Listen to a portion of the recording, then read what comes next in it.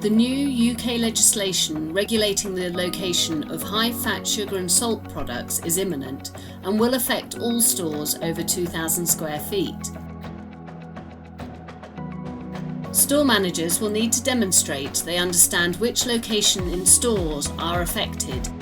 These include gondola ends and display units close to checkouts, as well as 3% of the total sales area demarcated around any entrance.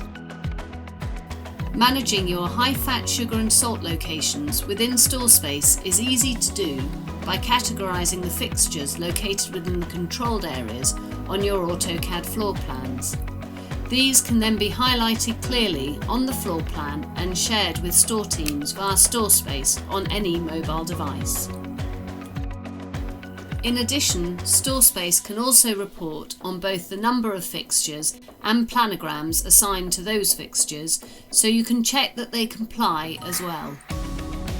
While our customers are also using their planogram software, like NielsenIQ, to create specific planogram segments using HFSS product attributes. If you would like to find out how you can use StoreSpace, your floor plans and planograms to manage your high-fat, sugar and salt controlled zones with confidence, please request a demo.